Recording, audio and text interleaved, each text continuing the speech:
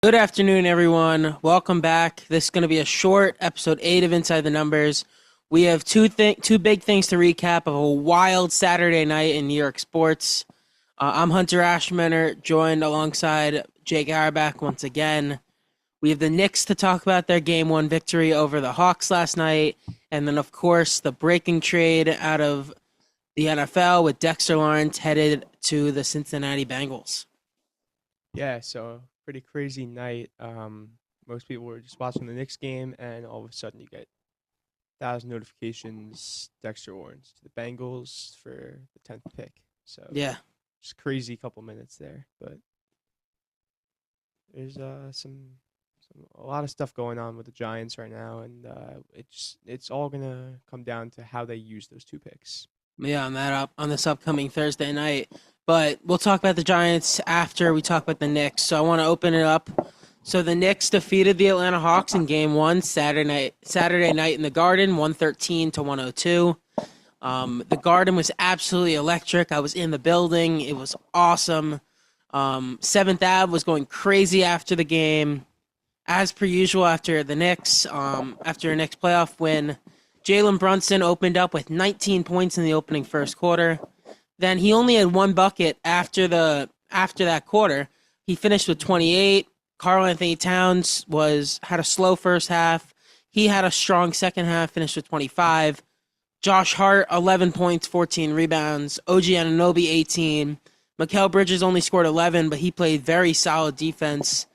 Yeah, everything was really clicking for the Knicks besides for their defense in the first half, but they're perfectly set up to keep on going in this series, as Monday night will be Game 2. Yeah, they looked really good from start to finish overall. Defensively a little lacking in the first half, but they really clicked in the second half well. They kind of close throughout the first three quarters, and then the fourth quarter, as we've stated in the past, the Knicks just are the best team in the NBA in the fourth quarter, and they really just became the better team than the Hawks in the fourth, and they really just took over and stretched out the lead. And then with a minute remaining, the Hawks really made it close. They went on an 11-0 run. Yeah, it Cut was it to really every single Knicks fan in the building started getting throwbacks to last year's Game 1 versus the Pacers. Yeah, That just definitely. it couldn't be happening again, but it didn't, thankfully.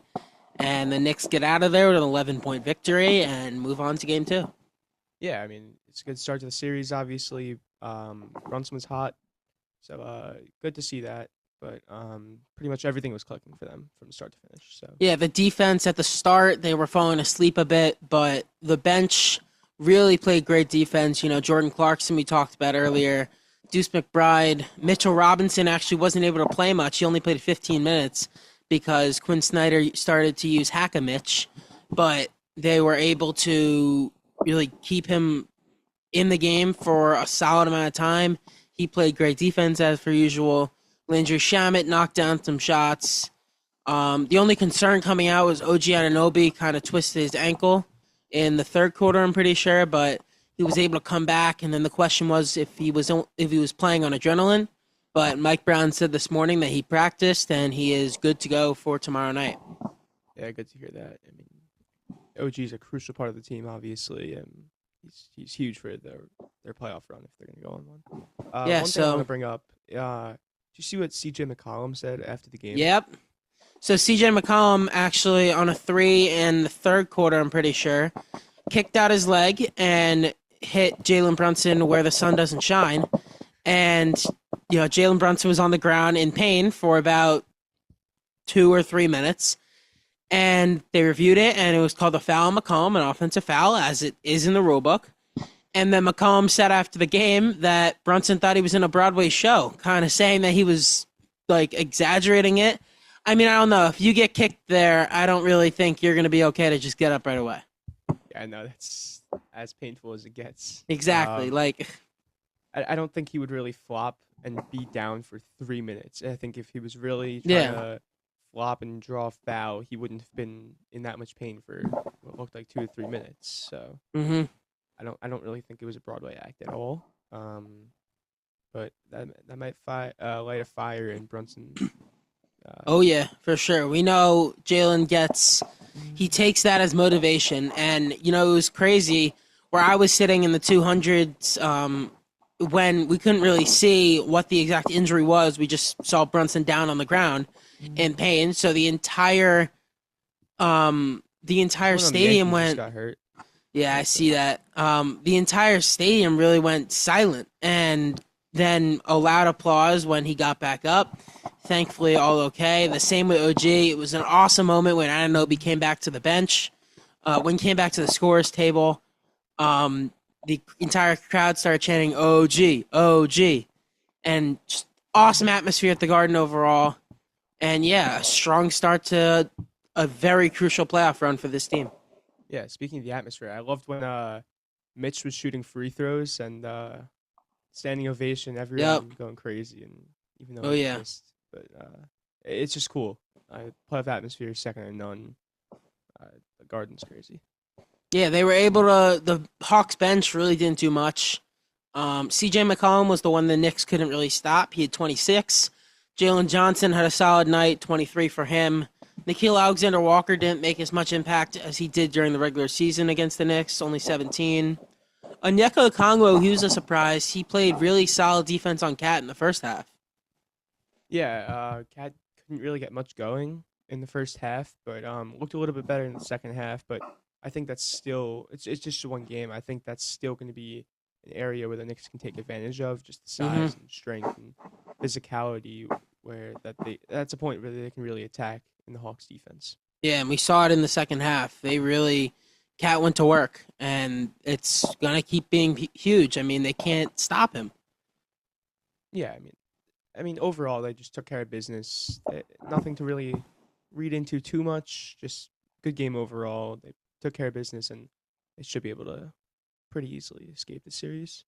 Yeah. So just overall, great job by the Knicks, and we'll be back to. We'll probably recap them a portion during our draft episode on Wednesday. But now, as the draft is approaching, Dexter Lawrence was traded from the Giants. We talked about this yesterday's episode. He was traded to the Cincinnati Bengals for the 10th overall pick. You, as a Giants fan, I'll let you have the floor. And just what are your thoughts on this deal?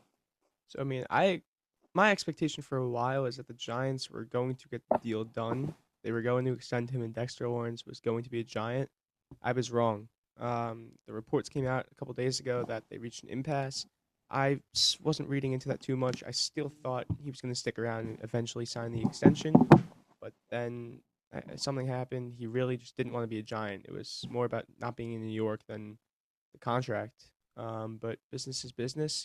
He's got to do what's right for his family, and he got his new extension, 1 year deal with Cincinnati for Yeah, 20 that million. was interesting to me because Connor Hughes also reported that the Giants were trying to work like around that, and Dexter it was all denied. It was So something it more wasn't than the money money. related. Yeah, Something more than the money, which is weird. But I don't understand. If it was really not about the money, why wouldn't he request the trade earlier in the offseason? it. I feel like it was just he was pissed off at the organization on how they were handling it. It like they weren't taking him seriously. I mean that it'll kill the relationship. It does a lot in sports. So I No, I guess understand. that's what happened, but we don't know. It's behind closed doors, of course. Yeah, I get it. But looking at the Giants side of things, I think I it's a great love this trade. deal for the Giants. Yeah, obviously it's I tough don't. to see a guy like Dexter Lawrence go of that caliber. Especially the run defense was terrible all of last year, and you just let Yeah. go of your best run defender, arguably the best defensive tackle in the NFL, even coming off down year, injured year. Is getting into the upper 20s, but it still sucks to see a guy of that caliber leave, who was such an exciting player to watch play for the Giants. Fan favorite throughout his entire career. And everyone loved him, sexy Dexy. That famous sack Sally. Yep. It's gonna be weird not seeing that on the Giants, but from an actual business side of things, I think it's a really good trade. I think the expectation was that they were going to get a late first. I Yeah, don't I think they don't. were. I don't understand it from the Bengals side of Yeah, things. but I think for the Giants, they have 10th pick to add that Yeah, along with the fifth fifth overall and pick. 10th. Yeah, So it all just comes down to how they played in the draft. But I think they actually did a good job. If they were going to trade him and there was no chance he was going to play for the Giants next year, this is about the best package that they could have gotten. Yeah. As a, I don't have. I'm not a fan of either of these teams, so obviously I have different feelings towards it than you. Obviously, like when Quentin Williams got traded, I was sad because he was gone, but you were able to recognize how unbelievable of a move it was for the Jets. I feel like it's reversed now. This is a home run deal for the Giants. Yeah. Dexter Lawrence, I mean, he's a defensive tackle. He's very good, but he's 29. There's work ethic concerns. You have to pay him. There's a lot of concerns with Dexter coming off a bad year, where being able to get the 10th overall pick, I mean, it's going to hurt the team. Brian Burns, Abdul Carter, it's not going to be as easy for them to get to the quarterback without Dexter basically eating up those blocks in the middle of the defensive line. But still, I mean, now you have a chance to get two of Sonny Styles, Caleb Downs, Jordan Tyson, who the Giants are very much linked to right now. Jeremiah Love is in that conversation. Mansour Delane. Like, there's so many ways the Giants can go now with these two picks. I just think Joe Shane hit it out of the park with this one. Yeah, I think the actual value of the trade was definitely in favor of the Giants, but they just have to play it right in the draft. I think a name that you didn't mention, Vega from Penn State. I was going to bring him up. Definitely an option at 10. I think he definitely should be. Guard is a huge need for the Giants, and he is one of the best guard prospects we've seen out of college recently. So I think he's definitely named a circle at 10. I think this also changes their approach at 5. I think I could see Jordan Tyson going at 5. I don't think they would. Because I think there's a higher chance that you get, if they want Downs and Tyson, I think there's a higher chance you get Downs at 10 than Tyson at 10. I don't think so. I think there's a higher chance you get Tyson at 10 than Downs. Well, you look at the landscape of the draft. At 6 is the Browns. They're not going to take Downs. At 7 is the Commanders. You could see it, but I don't think so. 8, you're looking at the Saints. I don't think they're taking Downs. 9 is the Chiefs. They're not going to take Downs. Yeah. So when you look at it that way, obviously just thinking about it with no context, you'd think Downs goes there, but I don't see it. I think Tyson at 5 is very much in play there if the Giants want to go get that co-receiver for Neighbors. No, I completely agree with that. I think Tyson's in play, and that does make a lot of sense, just looking at the landscape of the teams behind the Giants and before the Giants at 10. I think if they're going to take someone at 5 other than Caleb Downs, I think it's more likely Sonny Styles or Jeremiah Love than Jordan Tyson. Yeah, there's so many ways they can go with this, and it's going to be very interesting to watch on Thursday. Thursday's going to be a packed night in sports, too. We got the draft, of course, Knicks game 3 in Atlanta, and then Cam Schlittler makes his first career start at Fenway Park. There's already been talk about that on social media with Red Sox fans harassing him again. The Giants, I think they hosted DJ Reader on a visit. That's a signing they got to make. Yeah, I was just about to bring that name up when you were done talking, but he hosted the Giants hosted him for a visit last week. That name has been heavily floated around the Giants, and I would not be surprised if they sign him before the draft. And I think that's someone they should sign before the draft. Their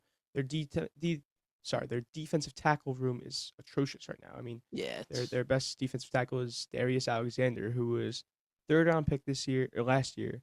He's already 25 or 26 years old as a second-year player. Just not sure how much better he's going to get after not really doing anything last year. So I think DJ Reader is someone they must go out and sign. And they just need to beef up that interior D-line. I mean, it was a need even with Dexter Lawrence. Now you take him out of the picture. It's probably the biggest hole in the Giants right now, I would say. Yeah, you could sign DJ Reader, and then you could even draft Peter Woods at 37. Yeah. So the Giants are going to be one of the most interesting teams now on Thursday. Yeah, for sure. The Jets and Giants are probably the two most interesting teams. Yeah, because there's so many question marks at 2, 5, 10, and 16. Yeah, exactly. So I want to, right before we close this kind of short recap episode, I want to get your 2 picks right now for 5 and 10 for the Giants, and I'll do the same. All right, I'll go number 5. I'm going to go Caleb Downs. I think he's the most likely pick at 5 at this stage. I think I feel like it's kind of funny. Like when the season ended, it kind of felt like Caleb Downs was the guy they were going to go, and then for a while, kind of shifted away to like Love, Styles, guys like that, and now it's back to Downs basically. I think people just got caught up in the heat of the combine and the pro Yeah. day and stuff, and Caleb Downs doesn't really flash that much athletically in the combine, Mhm. but it's just when you watch him play football, he is the best player on the field. It seems like. Yeah. So I think people just got caught up in the heat of the offseason, but I think Caleb Downs will be the pick at 5 if I had to guess Mhm. right now. But Styles is very much in play. Love is very much in play. I think Tyson's in play. I could see them even taking Francis Mauigoa at 5. I think don't it- know if I could see that anymore. I don't think it would happen, but I would be surprised if it happens. But I wouldn't be completely shocked. I could see them moving into Mhm. right guard. I know they had interest in that. And then at 10, I'm going to say Jordan Tyson. I do think he falls to 10. I don't think any of those teams from 6 to 9 take him. I think a guy like Carnell Tate would go over him. I could see a guy like Francis Mauigoa or Spencer Frano going there. A couple of corners like Mansour Delane or Jamal McCoy. But I do think Jordan Tyson right now will be the Giants' pick at 10. Yeah, I think those are probably the favorites right now. Yeah. For 5 and 10. I'm gonna go a different direction just for the sake of it. At 5, I will go Sonny Styles to try and you talked about the run defense. Sonny Styles missed 1 tackle all year. He's a guy that will help that. And then at 10, I'll go Vega Ioane. You can't go into. I don't think you can go into a season with your guard play being John Runyon, who's solid, but then your right guard being Evan Neal or Daniel Falele. So Vega Ioane is a plug-and-play guard. He's an outstanding prospect. I'll put him at 10. So, yeah, I like those 2 picks for the Giants. Yeah, I think really any combination could be good, except if there's a couple that I wouldn't like. I don't think they should take a corner. Definitely not at 5. I think maybe at 10, we'll see how the board falls. But Yeah. I just think if they're going to go really best player available, I would rather them take a guy like Jordan Tyson Mhm. or Vega over a guy like Mansour Delane. I don't know. At 10, Delane, you need a corner. Like, Drew Phillips is your quarterback. You got Adebo and Phillips. I mean, Adebo gets injured a lot. Phillips is a slot guy.